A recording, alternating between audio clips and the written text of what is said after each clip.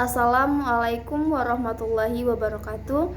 Perkenalkan, saya Dinda Triana dengan NPM 1931090278 dari Prodi Sosiologi Agama Fakultas Usuluddin dan Studi Agama-Agama Universitas Islam Negeri Raden Intan Lampung.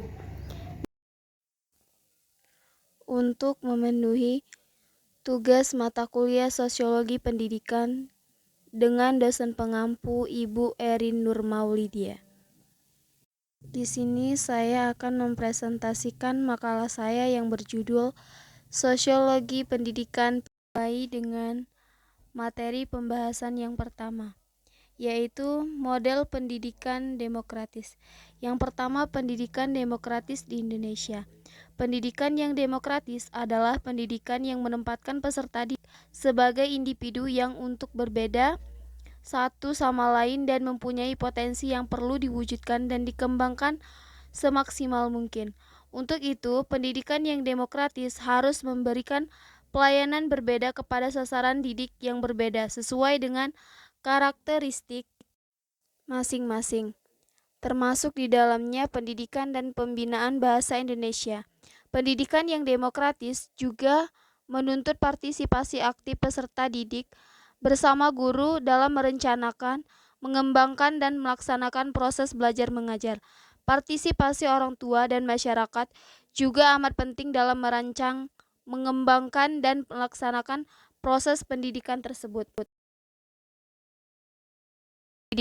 Guru memberikan kesempatan yang sama kepada setiap individu untuk mengikuti setiap kegiatan pendidikan. Adapun tujuan dari pendidikan demokrasi. Yang pertama, demokrasi adalah bentuk kehidupan bermasyarakat yang paling menjamin hak-hak warga negara. Kedua, demokrasi adalah suatu learning proses yang tidak dapat begitu saja meniru dari masyarakat lain. Ketiga, kelangsungan demokrasi tergantung pada keberhasilan mentransformasikan nilai-nilai demokrasi, kebebasan, persamaan, dan keadilan, serta loyal kepada sistem politik yang bersifat demokratis. Baik, materi selanjutnya yaitu globalisasi pendidikan. Globalisasi pendidikan secara sederhana merupakan sebuah mesin penggerak perubahan sosial yang menghadirkan dua sisi yang berbeda, tetapi saling mempunyai keterkaitan. Di satu sisi, globalisasi telah menghadirkan pemikiran yang mengarahkan di dunia menjadi semakin beragam dan standar melalui penyesuaian kebudayaan, teknologi, dan perdagangan yang berasal dari dunia barat. Tetapi di sisi lain, globalisasi meningkatkan sensitivitas terhadap perbedaan budaya antara bangsa.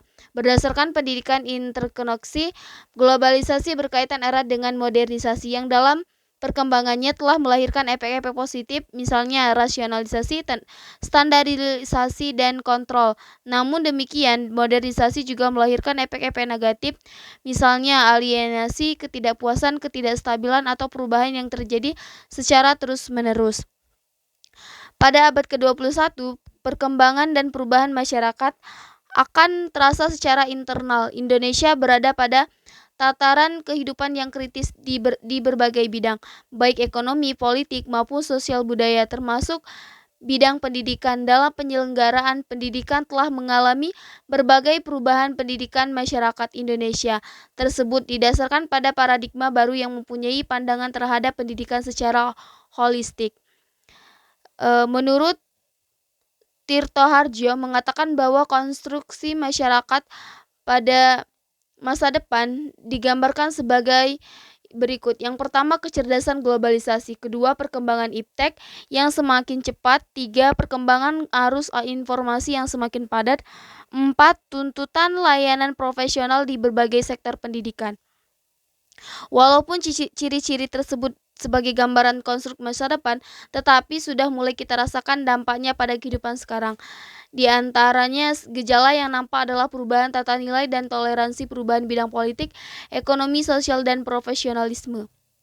Sehubungan dengan masyarakat tersebut, maka pendidikan harus segera melakukan terorientasi program yang mampu mengantisipasi berbagai persoalan mendatang yang sebagai acuannya adalah rumusan tujuan pendidikan nasional.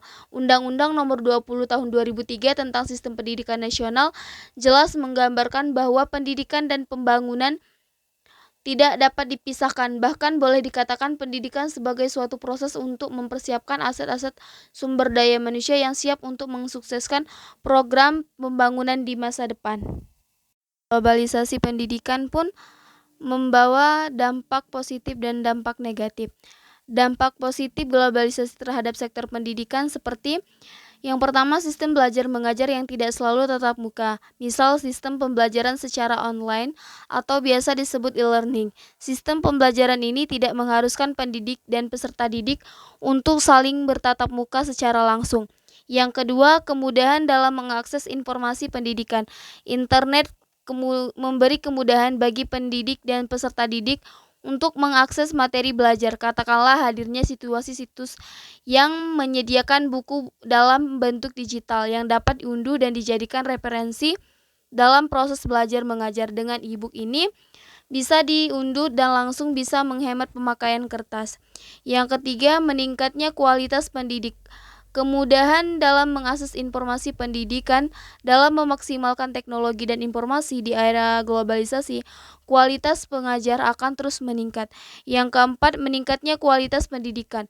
Pesatnya arus globalisasi, metode pembelajaran yang awalnya bersifat sederhana, kini berubah menjadi metode pendidikan berbasis teknologi. Kini dengan adanya teknologi informasi, guru bisa memanfaatkan komputer dan internet untuk menghubungkan tulisan, gambar, suara, video, bahkan film untuk mempermudah dalam penyampaian ilmu pengetahuan yang lainnya.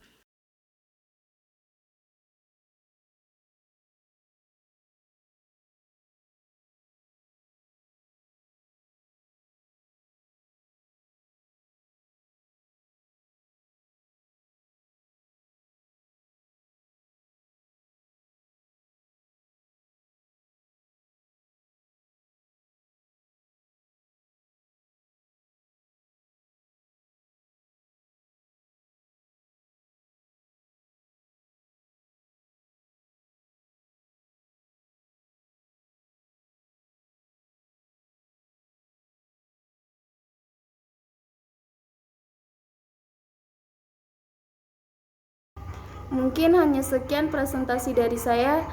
Saya ucapkan terima kasih. Wassalamualaikum warahmatullahi wabarakatuh.